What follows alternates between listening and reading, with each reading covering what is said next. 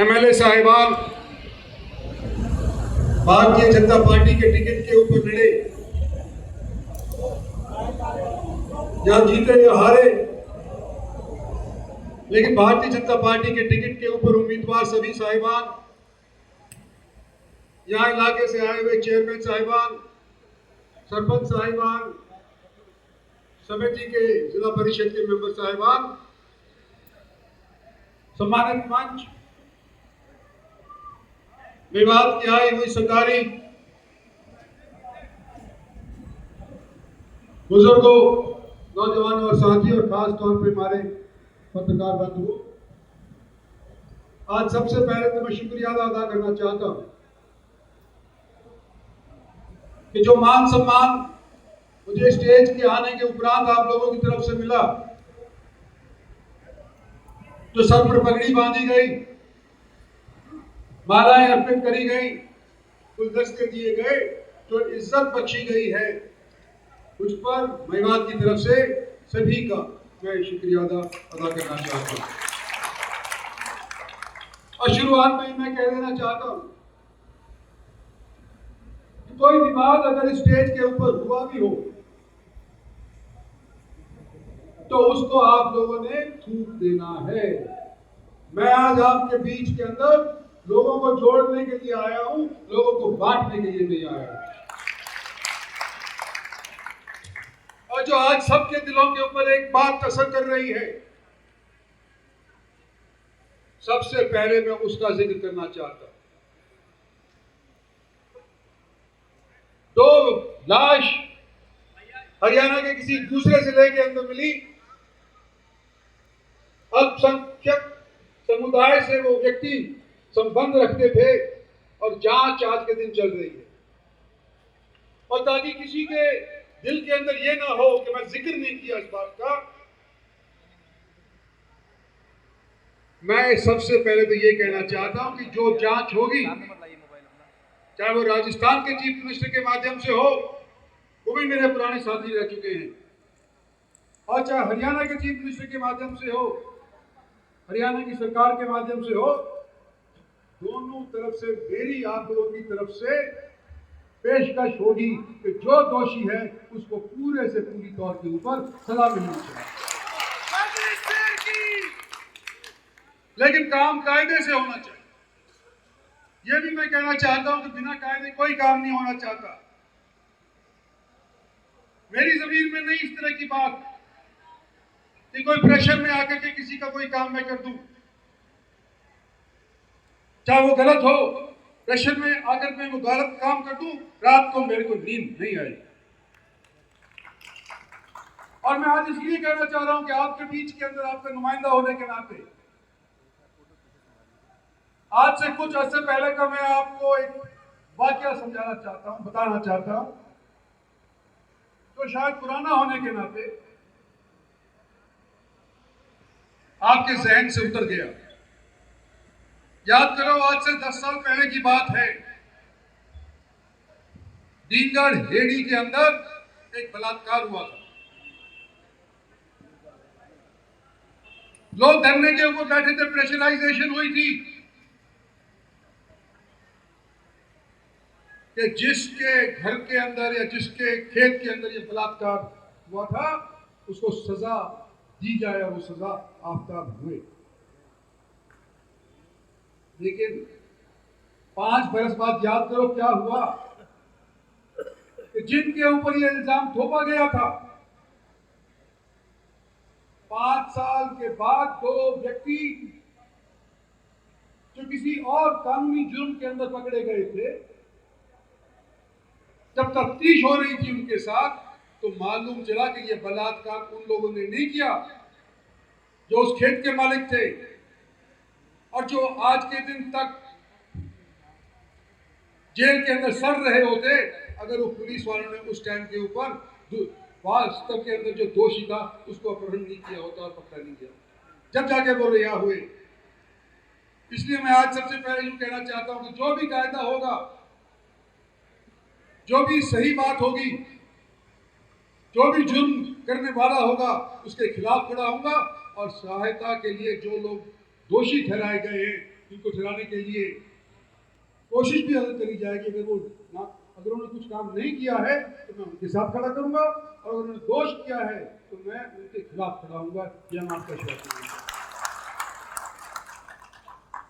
आज हमारे भारतीय जनता पार्टी के अनेक साथीगण यहाँ पे आए हुए हैं। नसीम अहमद साहब बोल चुके हैं, रक्षुम चौधरी जी बोल चुके हैं, राजेंद्र पटेल जी बोल चुके हैं, राम मुकार सिंगला हमारे भूतपूर्व प्रधान वाणीराम सैनी जी बोल चुके हैं, आलम मंडल साहब नहीं बोल पाए, लेकिन हमारे बीच के अंदर मौजूद है सुरेंद्र पिंटू जी, जाहिद हुसैन, उन्होंने कई मांग रखी है चेयरमैन साहब ने, लेकिन उसके ऊपर मैं थोड़ी देर बाद बात करूंगा। योगेश तंवर, मुनीश फौजी, श्यामवीर बांगला, प्रोफेसर करम इलाही, अर्जुन देव चावला, वीरपाल जी, मनीष जैन, ताहिरा बेगम, शिव कुमार, बंटी, दलबीर कंवर और भारतीय जनता पार्टी के सभी अनेक पदाधिकारीगण, सम्मानित सदस्यों, साके सरपंच साहिबान, ये सारे के सारे आज यहाँ पर आप लोगों के साथ मंच के ऊपर उपस्थित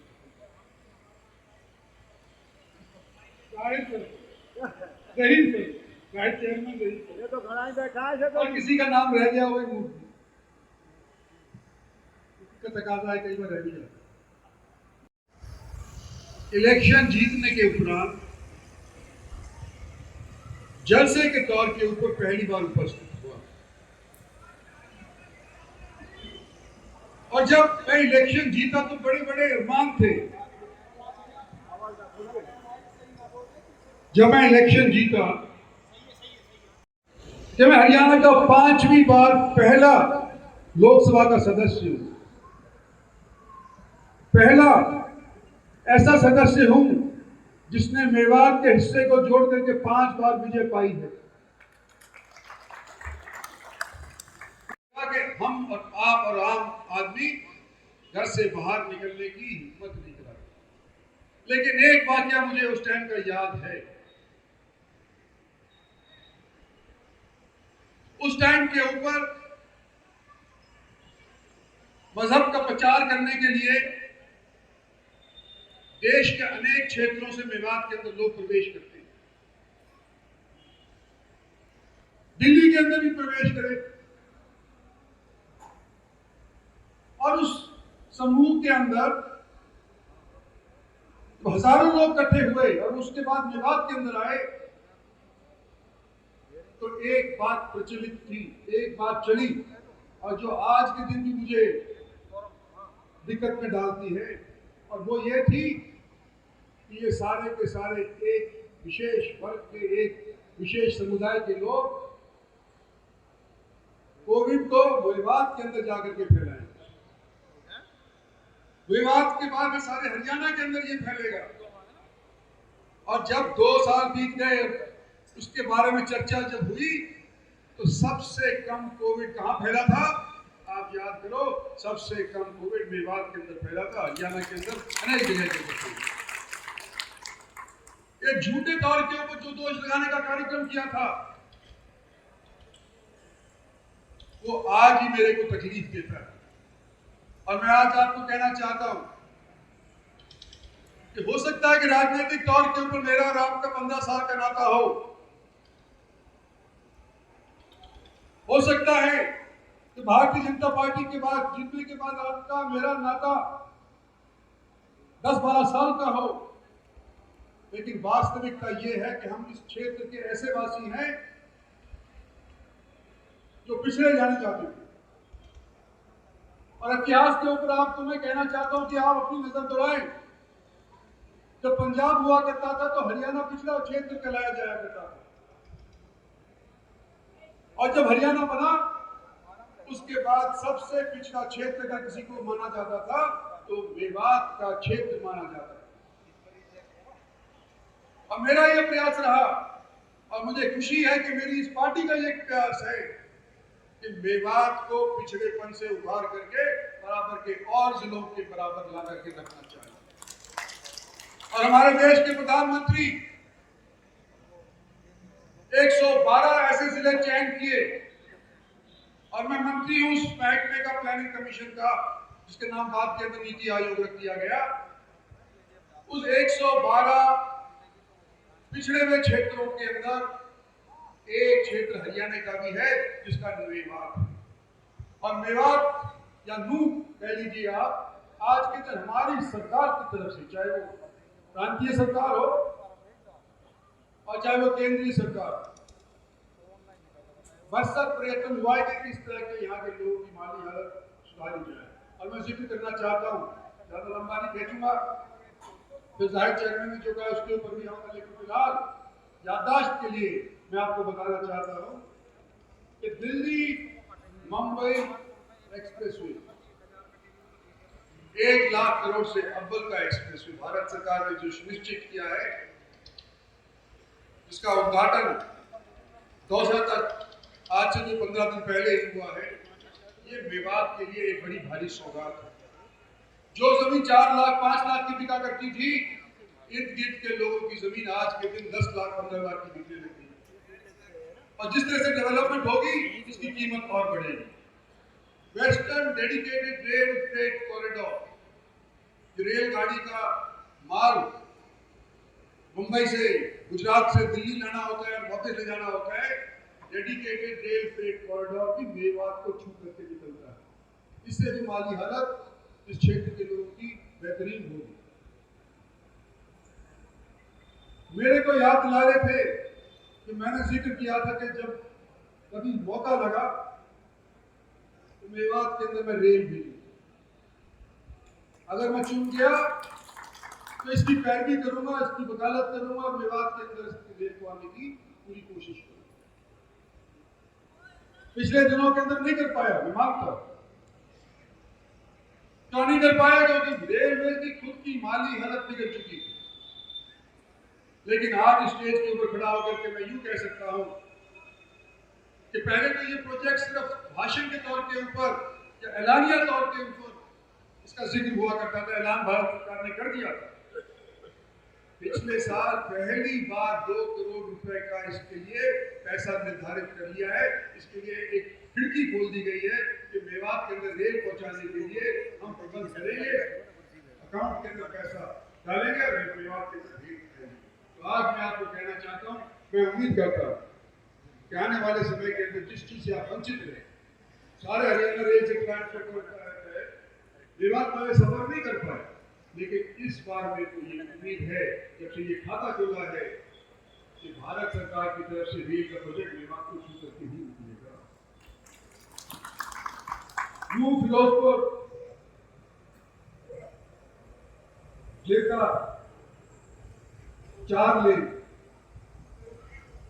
पिछले दिनों के अंदर स्टेज के ऊपर भी इसका जिक्र आया था और मैंने उस टाइम के दुश्मन जी हमारे डिप्टी चीफ मिनिस्टर हैं, उनसे भी जिक्र किया था। आज मैं आपके सामने ये ऐलान कर रहा हूं कि 4 लेन का फिरोजपुर झिड़का वाला रास्ता अप्रूव हो गया और 350 करोड़ रुपए इसके ऊपर खर्च होंगे NHAI के माध्यम से, और इसका काम जुलाई अगस्त के अंदर शुरू हो जाएगा। ये ऐलान के तौर के ऊपर नगीना पिटारा इससे भी पुरानी मांग है कि जो रास्ता 20-30 किलोमीटर का हो सकता है, उसको 60 किलोमीटर जाकर के पिटारा जाना पड़ता है। आज उसका भी मैं स्टेज के ऊपर ऐलान करना चाहता हूँ कि 1 महीने के अंदर अंदर मेरे को बाबू ने कहा, लेकिन मैं बाबू की पूरी बात नहीं मानता, मैं 2 महीने कहता हूँ। आज फरवरी का 26 तारीख है, मेरे ख्याल से 23 तारीख है। आज से आप 2 महीने लगा लो, 2 महीने के अंदर अंदर टेंडर खुल जाएगा और नगीना रास्ते के रोड के ऊपर काम शुरू हो जाएगा। ये मोटे मोटे तौर के काम पे एक बात और जिक्र करी, कोटला झील की। कोटला झील के अंदर मेरी अभी भी मांग है, कम से कम मामला सरकार तो सही, कुछ 108 एकड़ के अंदर पानी भरने की मंजूरी सरकार ने दी तो सही हमारी हरियाणा सरकार ने, लेकिन आज के दिन मेरी मांग न केवल कोटला झील की है, लेकिन जहां पर भी पानी भरता है, जहां पर किसान अपनी फसल लेने से वंचित रह जाते हैं, मेरी हरियाणा सरकार से गुजारिश रही है और आगे भी रहेगी कि जहां खेतों के अंदर पानी भर जाता है और किसान लाभ नहीं ले सकता अपनी फसल का, उसको कम से कम उस दौरान का मुआवजा पूरे तौर के ऊपर मिलना चाहिए। तो यहाँ भी यही बात लागू होती है, हरियाणा के और जिलों के अंदर भी यही बात लागू होती है। मैं मेडिकल कॉलेज के बारे में भी मुझको अवगत कराया है, इसके बारे में मैं बात करूंगा जहां से काम हल हो सकता हो। लेकिन मैं एक चीज आपको बातें करके पूछना चाहता हूं कि जब हरियाणा सरकार बनी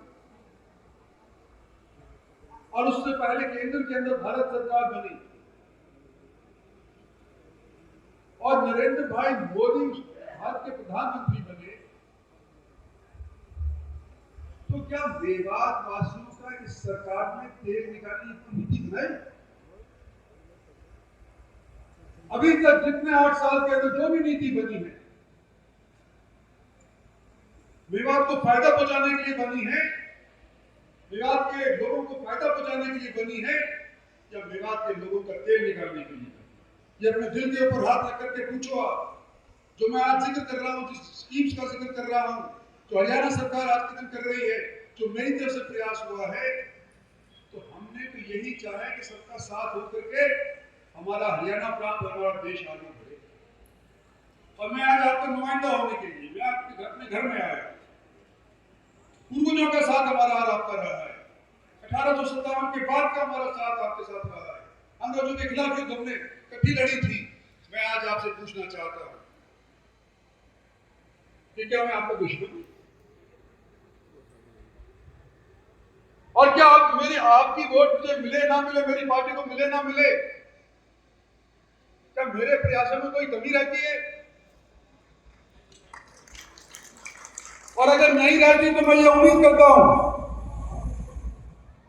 कि आपका हमसफर हूं, आपका साथी हूं, आपका अजीज हूं। मुझे और मेरी पार्टी को आपको इस वाले चुनाव के अंदर पूरे से पूरा समर्थन सहमत मिलना चाहिए।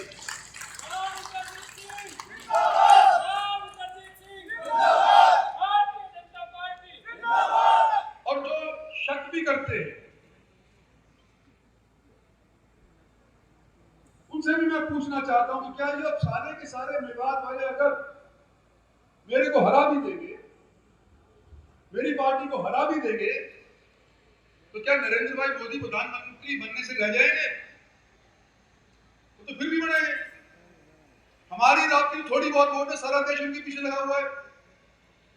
तो देश उनके पीछे लगा हुआ है तो हम क्यों नहीं लग सकते? ये पूछना चाहता हूं उन शकी वालों से।